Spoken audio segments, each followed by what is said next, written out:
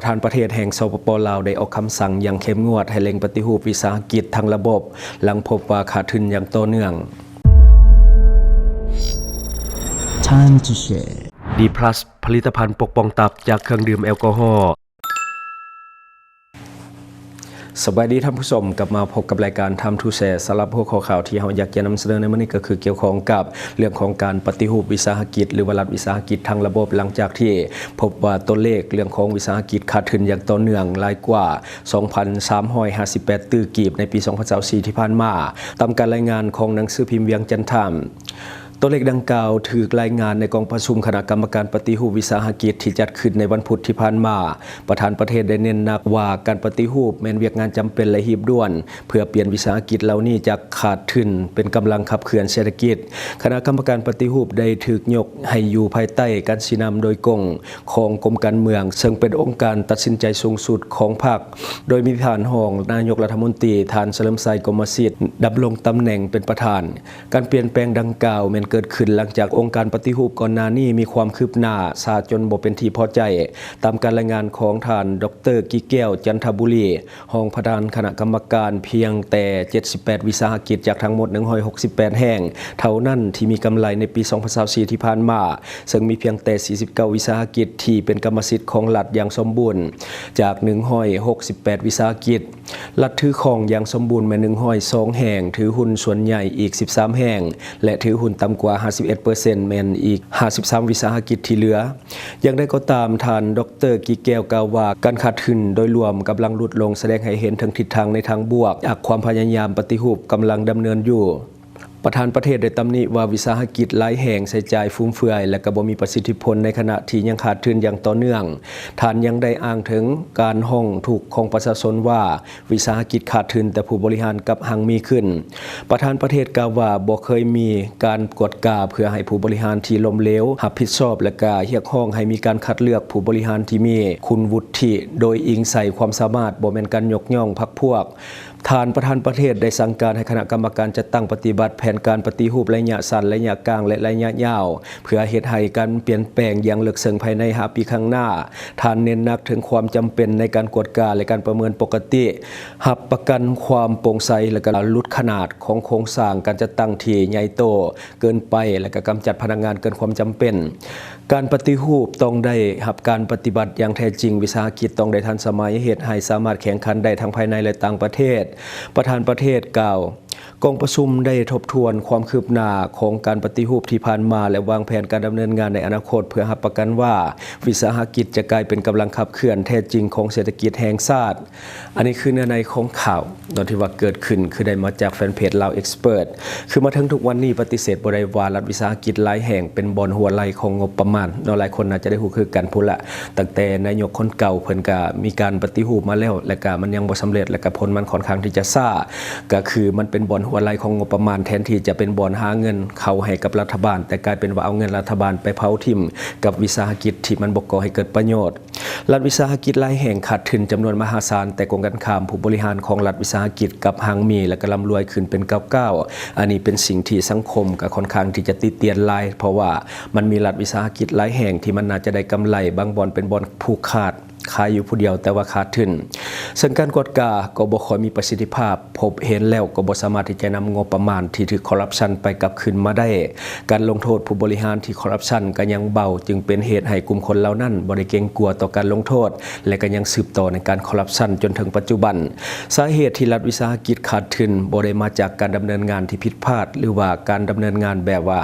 บ่ได้กำไรแต่มันมาจากการสอดรัดบังหลวงของกลุ่มผู้บริหารรายกว่าอันนี้ก็คือ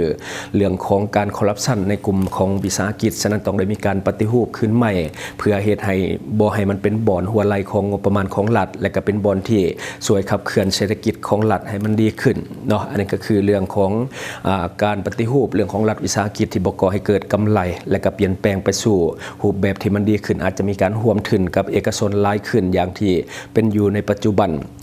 และบัดนี้มาต่ออีกข่าวหนึ่งลาวสามารถที่จะส่งทุเรียนสดไปแข่งขันในตลาดจีนด้วยข้อได้เปรียบทางรถไฟและค่าแรงงานที่ถือกว่าประเทศอื่นๆกรมบริหารภาษีทั่วไปของจีนได้อนุมัติให้ลาวเริ่มส่งออกมักทุเรียนสดไปตลาดจีนได้แล้วซึ่งถือว่าเป็นโอกาสใหม่สำหรับลาวที่จะเข้าแข่งขันในตลาดที่มีมูลค่าหลายพันล้านดอลลาร์สหรัฐกับผู้ที่ว่าเป็นผู้นำตลาดอย่างประเทศไทยกับมาเลเซียข้อได้เปรียบทางรถไฟและก็ค่าแรงของลาวที่มันถูกตามการรายงานของ South China Morning Post นักวิเคราะห์ชี้ให้เห็นว่าลาวมีจุดแข็งที่น่าสนใจหลายประการโดยเฉพาะค่าแรงงานและก็ค่าที่ดินที่ถูกกว่าประเทศเพื่อนบ้านซึ่งจะช่วยให้บริษัทลาวสามารถรักษาราคามักทุเรียนให้แข่งขันได้ดีนอกจากนี้เส้นทางรถไฟลาวจีนที่เชื่อมต่อจากเวียงจันทร์ไปหาคุนหมิงของประเทศจีนโดยตรงก็เป็นข้อได้เปรียบที่ใหญ่หลวงในการส่งสินค้าไปสู่ตลาดจีนได้ไวและก็ประหยัดค่าใช้จ่ายท่านลิมจินคีที่ปรึกษาสถาบันวิชาการทุเรียนมาเลเซียกล่าวว่าสิ่งสำคัญที่สุดเป็นการขนส่งและตามมาด้วยค่าแรงงานที่ถูกส่วนเรื่องของรสชาตินั้นท่านเห็นว่าทุเรียนจะมีรสชาติที่ใกล้เคียงกับประเทศในภาคพื้นเพราะสภาพดินฟ้าอากาศที่คล้ายคลึงกันตลาดทุเรียนของจีนเป็นตลาดที่ใหญ่ที่สุดในโลกโดยมีมูลค่านำเข้าสูงถึง 6.99 ตรีดอลลาร์สหรัฐในปีที่ผ่านมาปัจจุบันประเทศไทยครองส่วนแบ่งทางการตลาดอยู่ที่ 57% ติดตามมาด้วยเวียดนาม 38% ในขณะที่กัมพูชามาเลเซียและฟิลิปปินส์มีส่วนแบ่งเพียงเล็กน้อยเท่านั้นการที่จีนเปิดโอกาสให้ลาวส่งออกทุเรียนในเวลานี้ก็สะท้อนให้เห็นถึงนโยบายการทูตของทุเรียนที่ปักกิ่งใส่มาหลายปีเพื่อเสริมสร้างความสัมพันธ์กับประเทศในเอเชียตะวันออกเฉียงใต้โดยเฉพาะในช่วงที่ความสัมพันธ์ระหว่างจีนและสหรัฐมีความตึงเครียดเพิ่มขึ้นลาวเองก็มีแผนการพัฒนาอุตสาหกรรมทุเรียนอย่างจริงจังโดยปัจจุบันมีสวนทุเรียนอยู่ 20,000 เฮกตาร์และก็มีต้นทุเรียนอยู่ 10,000 ต้นที่เริ่มออกมากแล้วภายในปี 2029 เราตั้งเป้าเก็บเกี่ยวจากต้นทุเรียนถึง 270,000 ต้นคาดว่าจะให้ผลผลิตสูงถึง 24,300 ต้นต่อ1ปีอันนี้ก็คือในของข่าวเนาะทั้งหมดคือตอนนี้เราเองก็มีท่าแห้งหลายอย่างแต่ว่าการผลิตของเราเนี่ยมันยังมีน้อยก็คือทุเรียนนี่เฮาบ่ได้เริ่มปลูกดนกับบ่พอทะเลปีก่อนหน้านี้ที่ว่ามีการเริ่มปลูกอย่างจริงจังคือเฮามีข้อได้เปรียบในการขนส่งทางรถไฟเราอยู่ไกลจีนเนาะก็คือกว่าประเทศอื่นๆเฮาติดกับจีนต่อมาก็คือการรักษาความสดของมักไหม้เวลาส่งออกไปนอกประเทศของเฮาก็จะสดกว่าและต่อมาก็จะเป็นค่าใช้จ่ายในการขนส่งโดยประเทศที่ใกล้และก็ขนส่งทางรถไฟก็จะเฮ็ดให้เฮามีค่าขนส่งที่ถูกกว่าและก็มีความสามารถในการแข่งขันกับประเทศอื่นๆได้ดีเนื่องจากว่าต้นทุนของเฮามันถูกที่น่าเสียดายการลงทุนส่วนใหญ่ในบ้านเฮาก็จะเป็นนักลงทุนต่างประเทศซะส่วนใหญ่ส่วนคนลาวแท้ๆจะได้เพียงแต่ค่าแรงงานและค่าใช้จ่ายที่ว่าติดพันกับเรื่องของการส่งออกเท่านั้นณตอนนี้ถ้าคนลาวเฮาหันมาปลูกทุเรียนให้หลายขึ้นจะเป็นการดีหลายเพราะว่ามันตอบโจทย์กับอนาคตอันใกล้คือมันมีท่าแห้งหลายอย่างเรื่องของรถไฟเรื่องของการส่งออกต่างๆเรื่องของแสดงต่างๆเฮาก็ถือว่าได้เปรียบกว่าประเทศอื่นๆแต่ที่สำคัญตอนนี้เฮายังบ่มีสินค้าพอที่จะส่งออกไปหาตลาดใหญ่แต่ว่าเรื่องของความสามารถในการแข่งขันนี่ถือว่าลาวเฮาค่อนข้างที่จะมีสูงหลายสมควรเนาะและทั้งหมดก็คือสิ่งที่เฮาเก็บมาเล่าสู่ฟังหวังว่าท่านจะได้รับสาระดีๆสำหรับท่านที่ว่าเบิ่งรายการเฮาอยู่คิดเห็นจะได้กับสิ่งที่ว่านำเสนอไปก็อย่าลืมฝากไว้ภายใต้คอมเมนต์ของเฮาและข้าพเจ้าจะเข้าไปอ่านด้วยตนเองขอขอบใจท่านใดที่มักดื่มเหล้าดื่มเบียร์หนักๆอย่าลืมปกป้องตับและฟื้นฟูเซลล์ตับแบบเร่งด่วนโดยผลิตภัณฑ์ D+ ตัวนี้แก้เมาค้างในโตมีเก็บเงินปลายทาง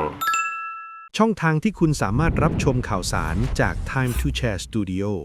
Fanpage Time to Share Laos YouTube Time to Share TikTok Time to Share Laos Facebook สิงห์ดาราสายลินอยู่เมืองลาวใช้แต่เงินกีบลาวและส่งเสริมผลิตภัณฑ์ภายในเพื่อลดผ่อนการนำเข้าสินค้าและแก้ปัญหาเงินตา Subscribe for more video.